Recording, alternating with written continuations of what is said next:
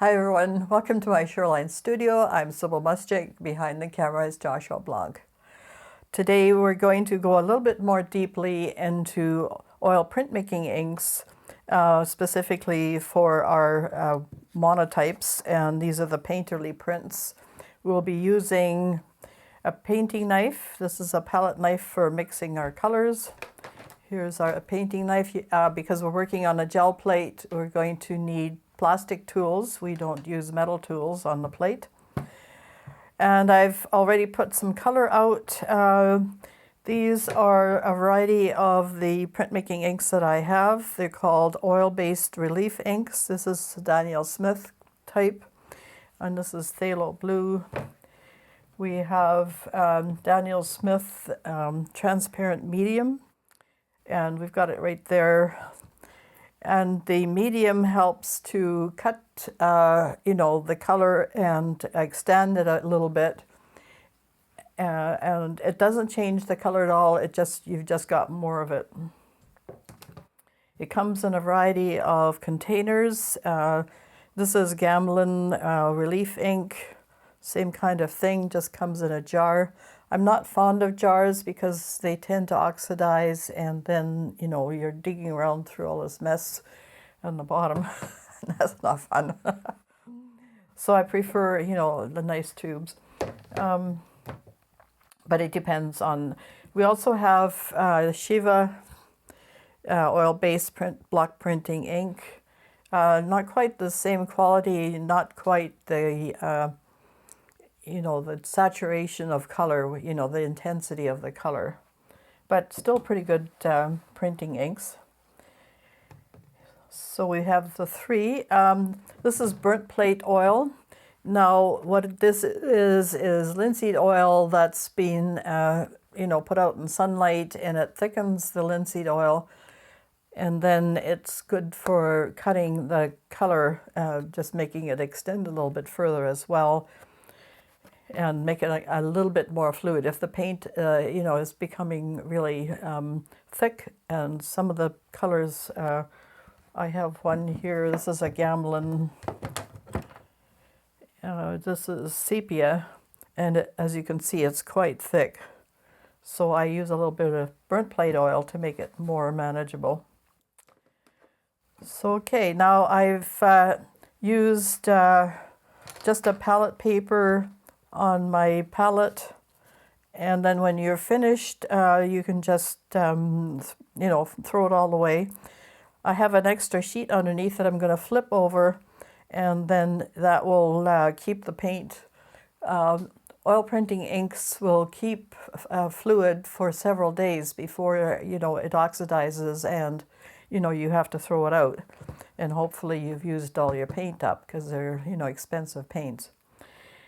Our subject today is Farwell Canyon, and we were there a couple of years ago. It's in Cariboo Chilcotin of British Columbia.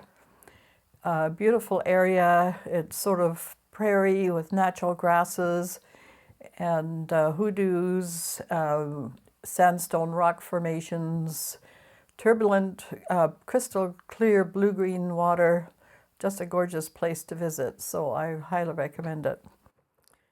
And here's some photographs. We were low on printing ink here on this one. This is just a jet printer, inkjet, and this one as well. If I want to keep it, I just put it in a plastic sleeve, but this is a working piece, so it's not a big deal. But we'll be working at this particular composition today. We're continuing on with our compositional elements, and today we're going to do the S-curve. Now the S-curve is interesting because it tends to lead the eye into the distance, so this is perfect for landscape painting. And often if you want to depict rivers or streams, the formation is often in an S-curve. So in this case we're doing water. Of course, trails through woods and things are often S-curves as well. So that's, another possibility. Right, so let's get to it. I'm just going to draw it directly on the gel plate. I could put it underneath and trace it, but you really don't see it all that well. So anyway, we can do this. So we're going to clear our area a little bit here. Bring this down so you can see me mixing. And okay, so we're going to start with the background up in here.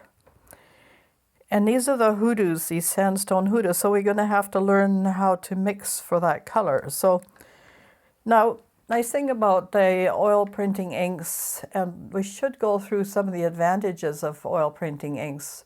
And I've already mentioned that they'll last 2 or 3 days. Now, acrylics dry almost instantly. You have to work really fast, or you have to add retarding medium. And, you know, they have their value, but the oil printing inks are really special, and you should try them if you can. So we're going to just add a little bit of the sepia color, and a little bit goes a long way. I'm just adding that. You see what happens? It's often they're very transparent on the plate as well, which is kind of nice. Oil paints tend to be opaque for the most part, except those are rated, you know, as being transparent. Like phthalo blue is very transparent no matter what medium you're using. And we just keep a rag handy. And then we're just going to add a little bit of weight to this. So the nice thing about oil printing inks is you can have your main color, and then you can adjust it across like little color swatches, and you can draw on that. So you have a, you know, richer variety of colors at hand. Okay, so we've pretty well got the color just from that tiny bit of mixing.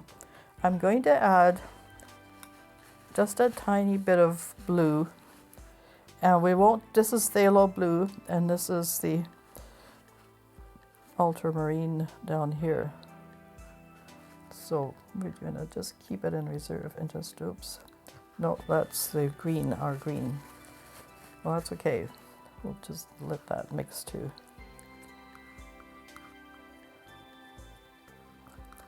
That will give us our sagebrush color. Oftentimes when you squeeze out color, it just looks totally black, so you have to add white to it so that you can see what color it is. Now that's a beautiful sage color, and that's hard to mix. So we'll keep this in reserve. Okay. And we can extend it a little bit.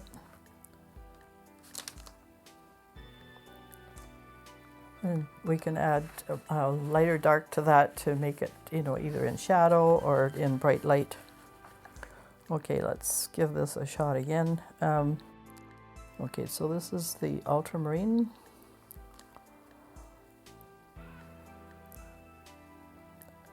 Now, an interesting fact about oil painting is if you don't like an area, you can scrape it back and wipe it off. You can't really do that with acrylic. Another good advantage. Okay, so that's very intense. So we're going to go back to our sepia. A little bit of the burnt plate oil.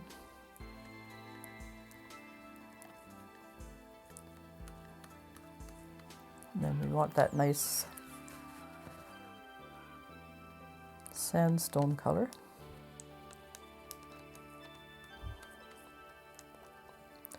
And we're going to highlight the foreground now, so we're going to gray the background a little bit more, which is why I'm adding the blue.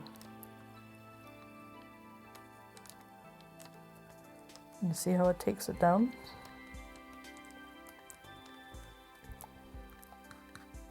So just adding a tiny bit more of the sepia. I want to darken it just a hair because we want the foreground to be much lighter.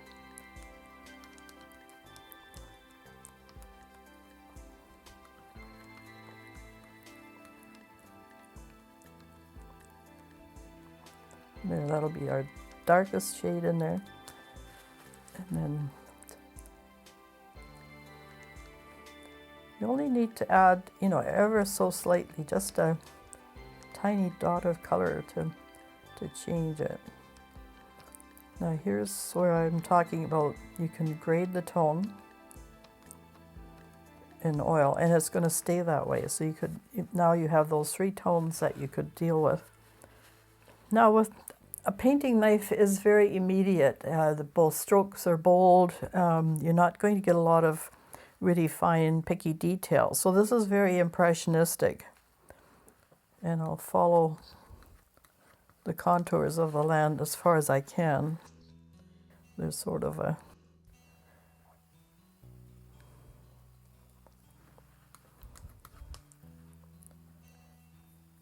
triangle shape here.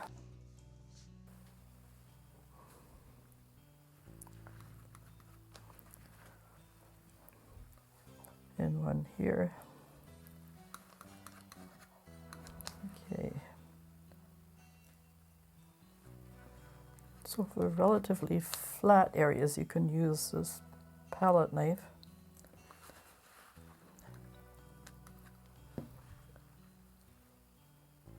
And then when you get into pickier details, you can use the painting knife.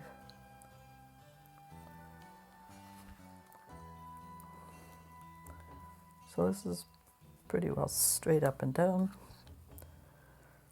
with a few ridges. Now the funny thing is the ridges are actually lighter as the top is worn away. It exposes the lighter sandstone underneath, which is usually when you see a landscape contour, the underneath is darker. Well, this is why. Now then, and we can put more of that in.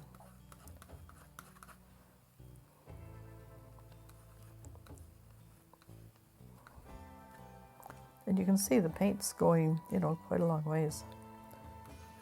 I might have to mix a little bit more of that in a minute. And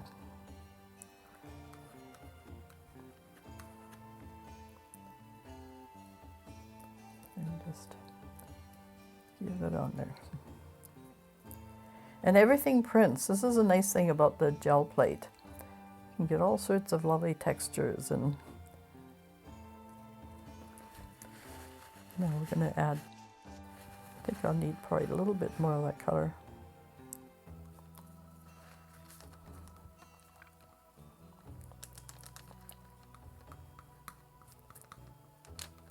And maybe add some more extender.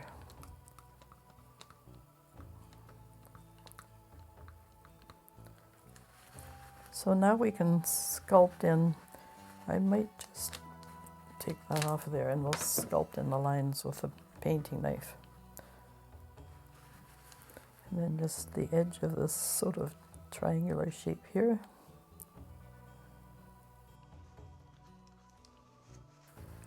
And then here.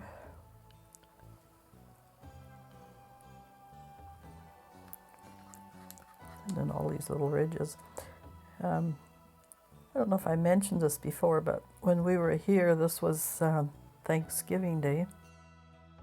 This particular piece of land was part of the gang ranch. I'm not sure they call it that anymore. A huge, several thousand acres of land. Lots of history there, worth reading about the gang ranch. Anyway,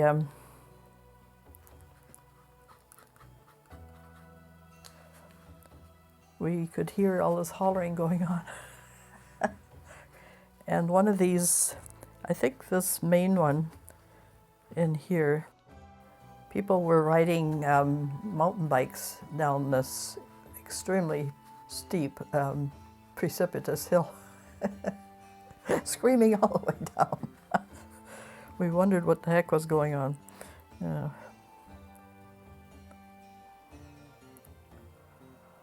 And well, we missed most of it. I guess they'd had a, you know, competition that day or something.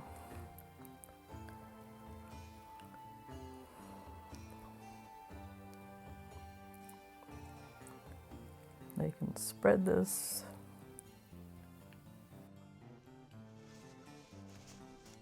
You can add maybe a few darker areas.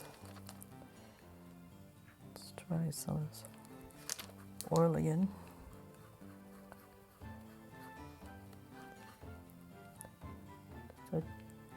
Just a touch of white and a touch of the blue.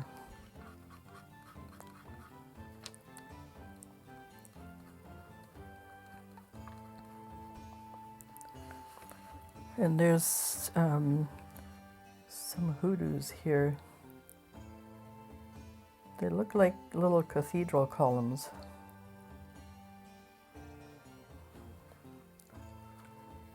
There's several in place here.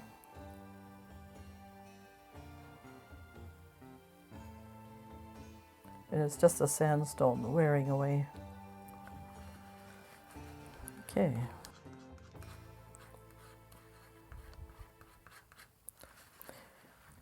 Then we'll go into the trees here a little bit later. And I'm just going to, we're probably going to maybe fast forward the film a little bit, because you've seen, you know, the kind of strokes I'm making and the mixing, so I probably don't have to say a lot, and we'll sort of cycle our way through here really fast. Screaming all the way. Screaming all the way. I might be screaming if things don't work out. You won't hear me.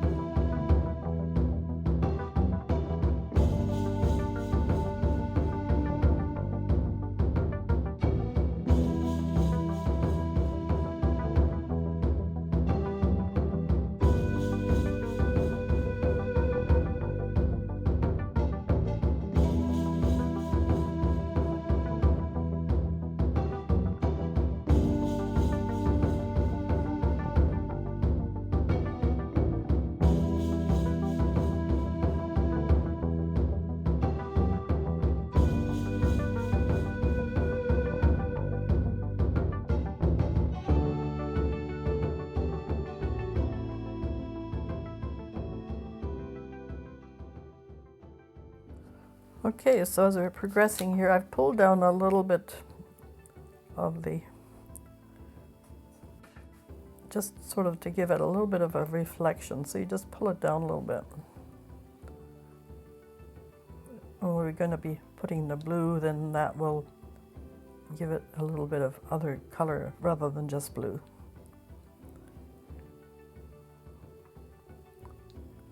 So you just draw your knife along here. Now if you did this with a metal knife, you'd be cutting your gel plate, so you don't want to do that.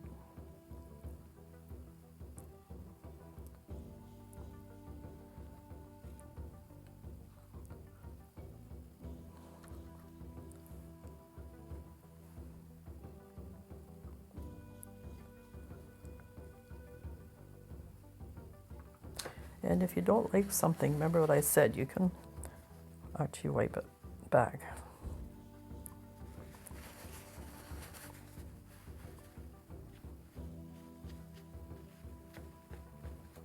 Okay. And there's a bit of a beach here, so we need a nice gray, so more of the ultramarine to gray it more.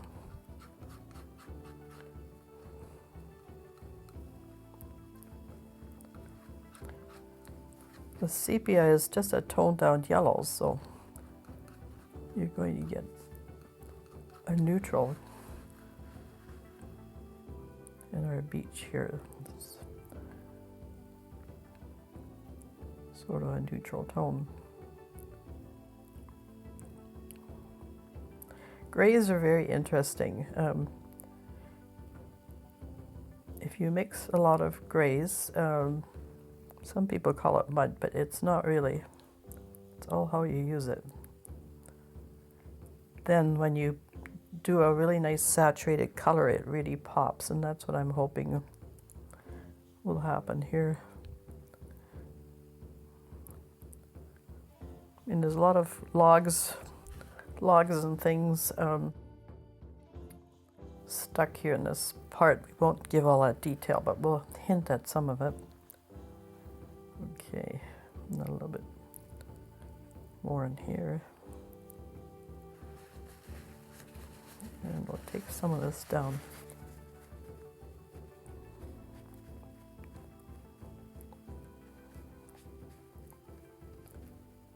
That's good. Okay, so whatever tool comes to hand, you know, don't spare it. Use it. Now we're going to go back to our water, so we need some pure white. And we've mixed some of the sage color. We'll use it for sage, but we'll also use it partially for the water. Now, the first color was phthalo blue. Again, ever so slight. Very intense color.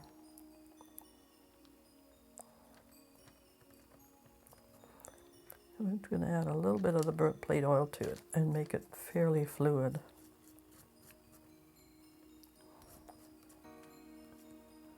A little bit more of the sage color.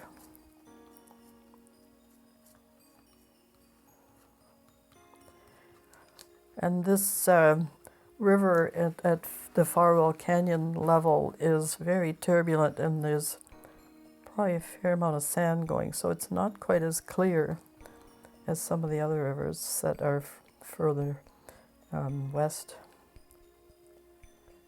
Just a tiny hint of that.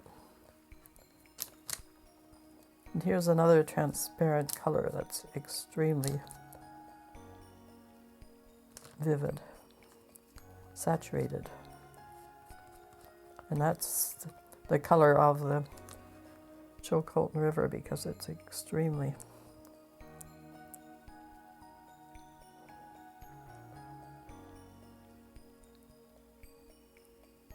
it starts off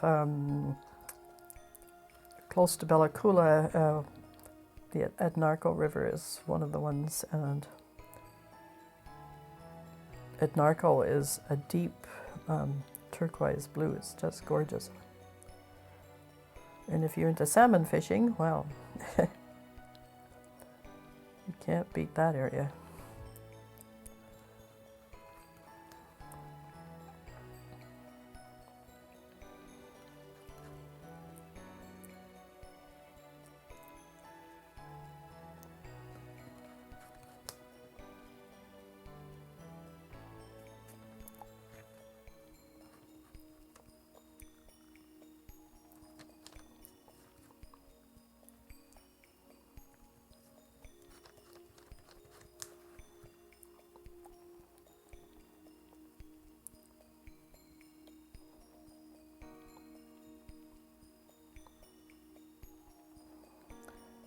Keep your paint, when you're doing this, you know, scrape it right back. Otherwise, you end up, you know, when you're printing it, with a big blob. So you want just a hair of color on everything.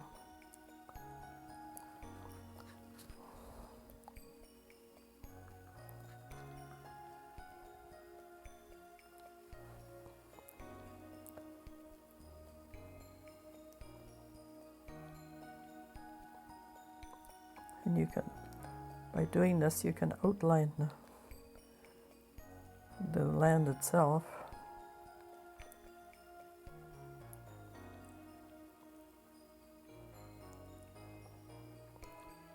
Scrape it back.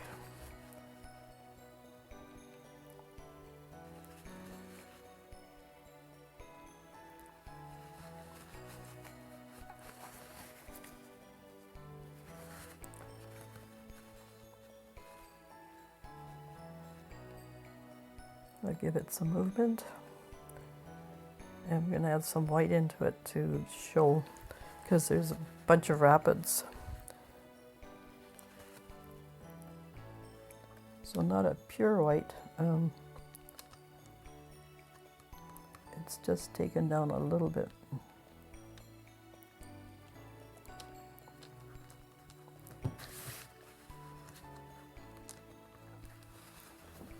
Okay, so there's some standing waves in here.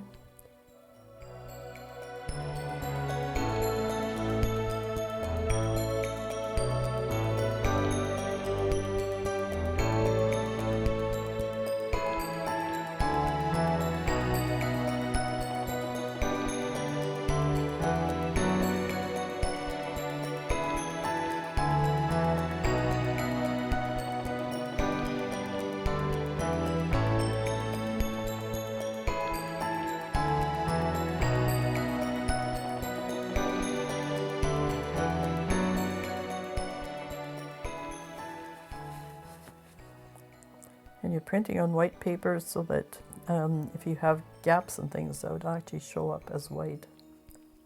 And you could sort of use that to your advantage. Now, okay, so we have our sagebrush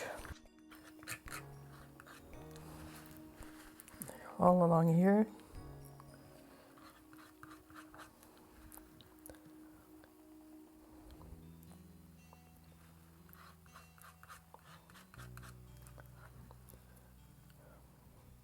And you just hint at it.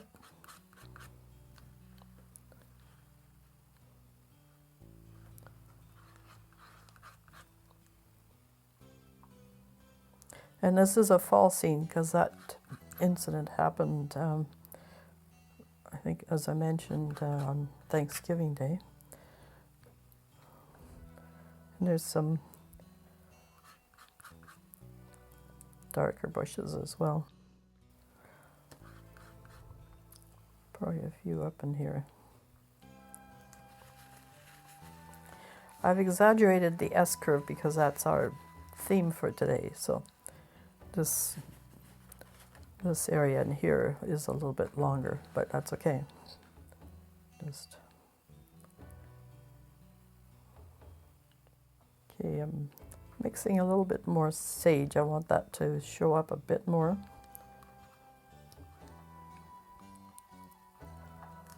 And just to give it a little bit more color here and there.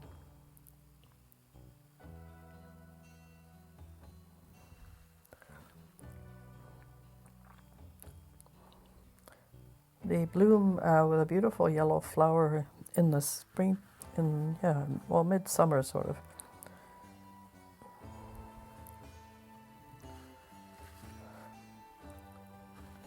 Depending on weather.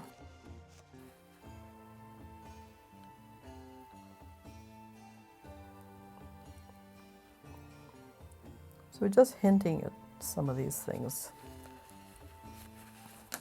We just have to make a little bit of room for some of the lighter yellow trees. And as you can see, it's fairly easy to wipe everything away here. So we're going to take some yellow. And maybe a touch of white.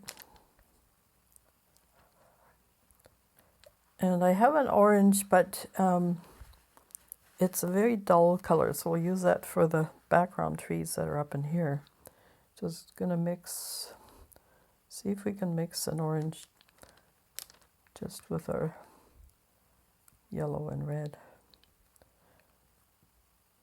And it takes down the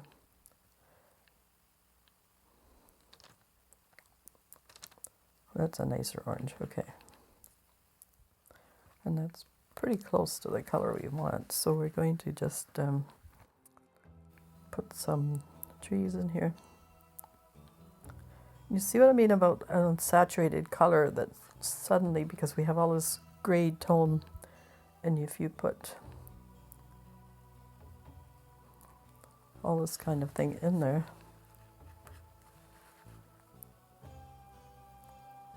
that will pop.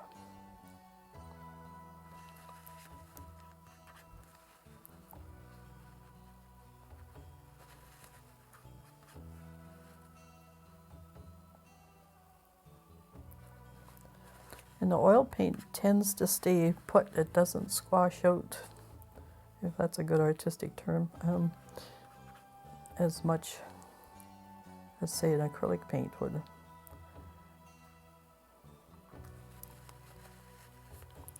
There's a nice big evergreen in here we'll put in a second. Back in here, there's some orange trees. And we'll just fade them back a little bit.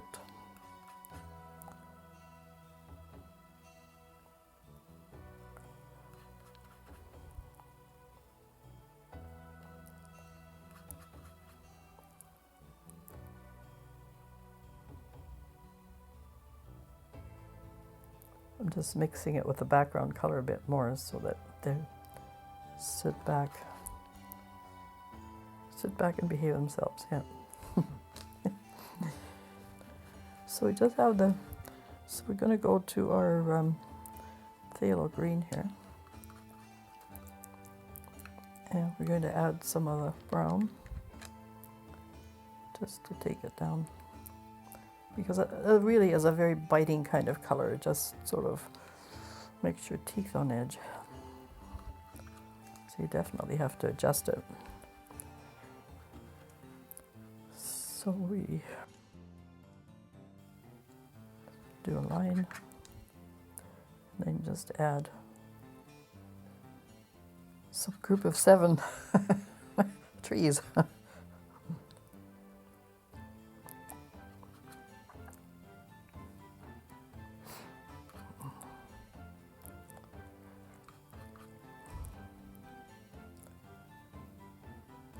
Tom Thompson did some beautiful trees that are leaning into the wind, but that's all, you know, back east in Ontario. So we're going to do some back in here, add a little bit more of the brown. So mixing is quite a joy in oil painting.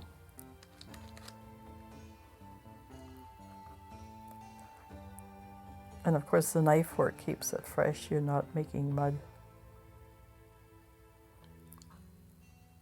Bad mud, not good mud.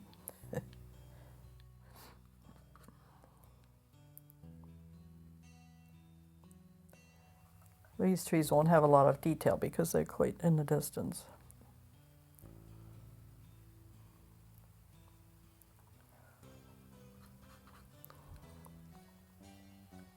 And they, you know, they can have a few little dots of stuff here in the hillside. There we go.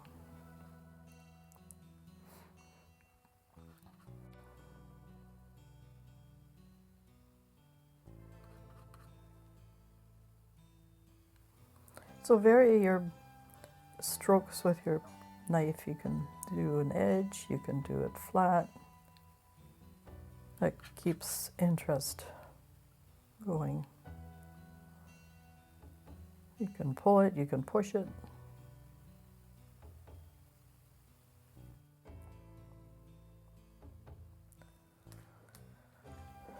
Now that middle ground had kind of,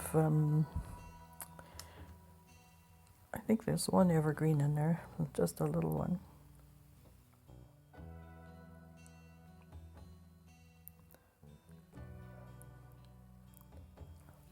And then a few sort of brushy things, maybe more sagebrush. And then this will be our center of interest, so we're going to have a really bright, just a touch of the red.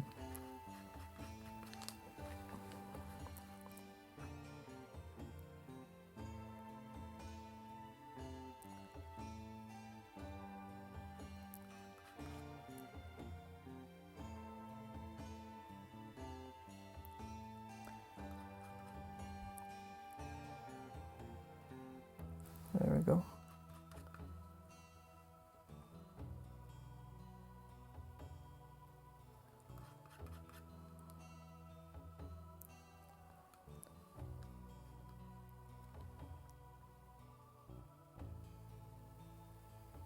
Give it some curves because these are trees with probably poplar trees, and they don't really go very orange in the fall. They go more of a yellow, dusty yellow color.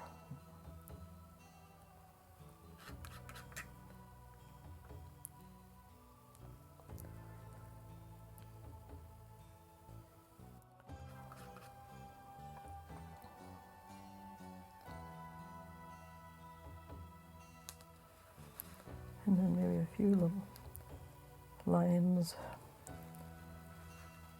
for tree trunks. Some of them are quite white.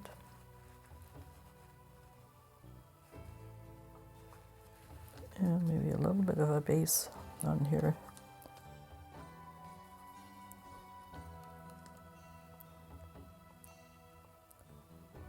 Just to show the tree is not floating off into space here.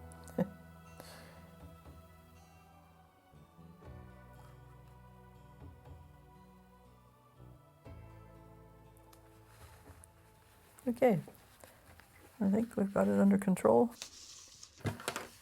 So I'm using, now we haven't talked so much about use of paper.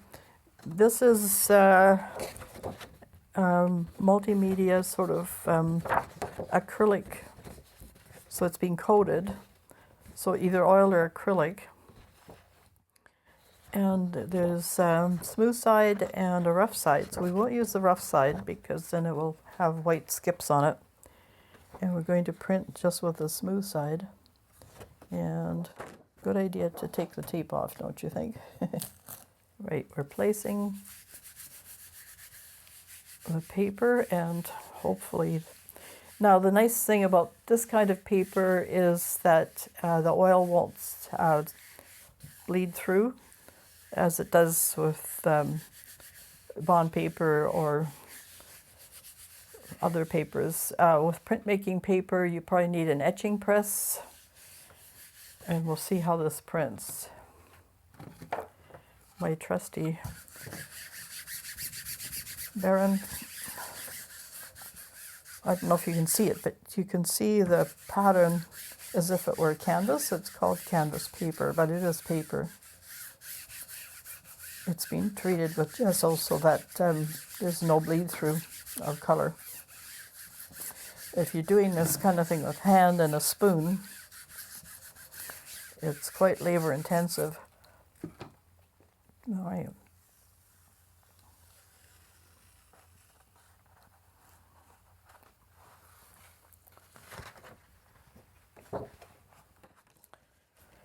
Well, it blobbed a bit there, but you can adjust that. It's extremely impressionistic, and the white of the paper comes through here and there, which is nice. We have our lighter colors.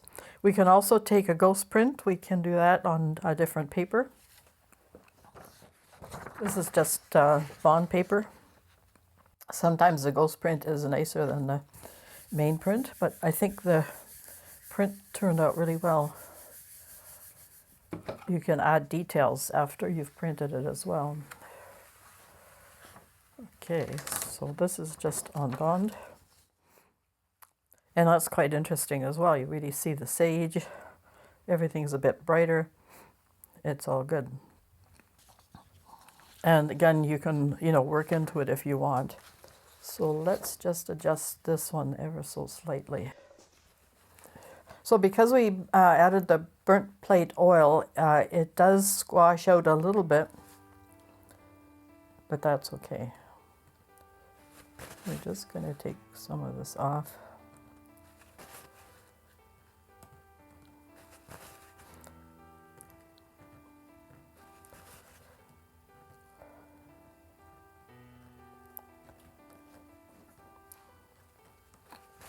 And just adjust the character of a tiny bit, not much.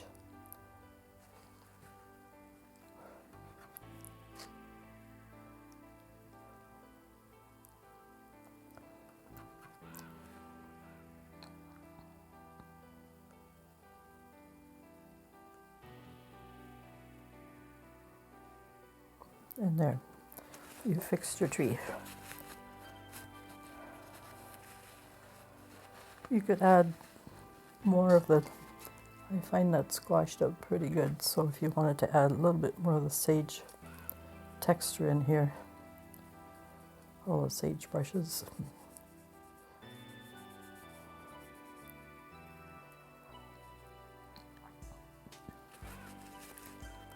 And maybe just some of the detail of the scrub that's there.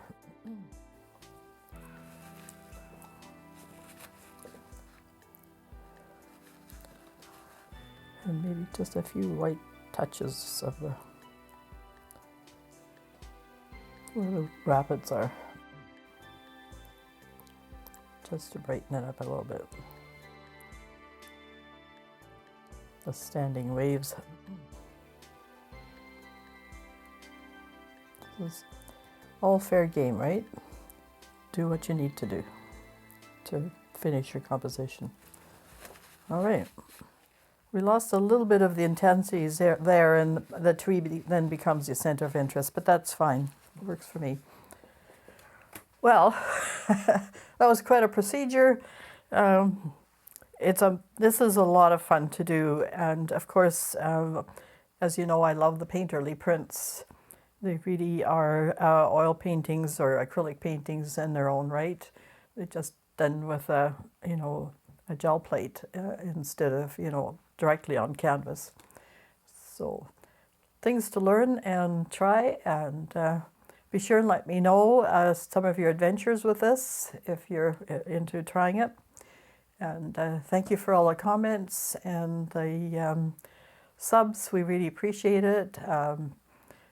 Don't forget to tell your family and friends, share our videos with other people. That would be a big help, and then we'll be able to put a lot more out there. We also do shorts, and we do Instagram. And later on this afternoon, we hope to get out on the lake and film a short for you and see what comes up. Well, you never know. So take care of your families, and be kind to one another. Bye for now.